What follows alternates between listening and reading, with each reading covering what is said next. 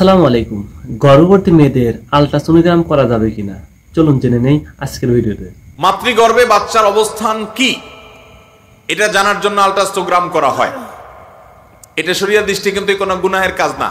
বিশেষ করে যদি মহিলাদের আলট্রাসোন মহিলাদের দিয়ে করা হয়, মহিলাদের আলট্রাসোনোগ্রাম যথাসম্ভব মহিলা ডাক্তার দিয়ে করা উচিত। কারণ এখানে মহিলার পেট উন্মোচন করে সেখানে ওষুধ দিয়ে তারপরে সেখানে আপনার আলট্রাসোনোগ্রামের কাজ করতে হয়, যেন অবশ্যই মহিলা ডাক্তার দিয়ে করাবেন। একান্ত মহিলা ডাক্তার নাই, আলট্রাসোনোগ্রাম করা জরুরি এরকম হয়ে গেলে, নিরুপায় হয়ে গেলে সেই ক্ষেত্রে পুরুষ ডাক্তার দিয়ে করানো জায়েজ হতে পারে, যদি একবারে শেষ পর্যায়ে চলে যায়। আলট্রাসোনোগ্রাম নর্মালি সাধারণত জরুরি হয় না, কিন্তু যদি কারোর পর্যায়ে এরকম হয় যে না তার করতেই হবে, তাহলে সেক্ষেত্রে কোনো জায়গা যদি আশেপাশে কোথাও কোনো মহিলা এক্সপার্ট নাই, তাহলে সেক্ষেত্রে এটা করা যাবে। কিন্তু সাধারণ অবস্থাতে অবশ্যই মহিলা ডাক্তার খুঁজতে হবে।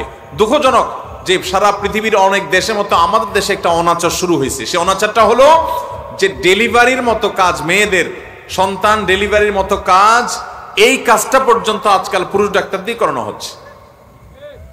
খুবই দুঃখজনক এবং খুব বেদনাদায়ক একটা ঘটনা যে একজন নারীর জীবনের এই ধরনের একটা সিচুয়েশন, এরকম জটিল একটা পরিস্থিতি, এই জায়গাটাতে বাংলাদেশের শত শত মহিলা ডাক্তার আছে, প্রয়োজনে আরো মেয়েদেরকে ডাক্তার বানাতে হবে। আমাদের দেশে দেখা যায় যে অনেক মেয়েরা আছে, তাদেরকে গাইনি না বানিয়ে অন্যান্য বিভাগে ডিপার্টমেন্টের ডাক্তার হওয়ার জন্য উৎসাহ দেওয়া হচ্ছে, আর পুরুষদেরকে গাইনিতে পড়াশোনার জন্য তাদেরকে জায়গা করে দেওয়া হচ্ছে এবং তারা এসে আপনার ডেলিভারি করে। অনেক মেডিকেলে, অনেক হাসপাতালে আজকাল এগুলো শুরু হয়ে গেছে। ইভেন আপনার সৌদি আরবের মতো দেশেও আমি চাক্ষুষ যে সেখানে পর্যন্ত এই অনাচার আছে। আমার দেশে অনাচার শুরু হয়ে গেছে। মেয়েদের ডেলিভারিটা মহিলা ডাক্তার দিয়ে করতে হবে এবং পুরুষ ডাক্তারদেরকে গাইনি ডাক্তার বানানো যাবে না। এতটুকু সভ্যতা, এতটুকু ভদ্রতা বোঝার জন্য মুসলমান হওয়ার দরকার নেই, ন্যূনতম রুচিশীল মানুষ হলেই তার এটা বোঝার কথা। আল্লাহ তাআলা আমাদেরকে তৌফিক দান করুন।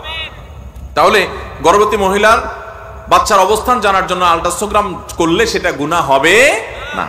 সাথে থাকার জন্য ধন্যবাদ সবাইকে।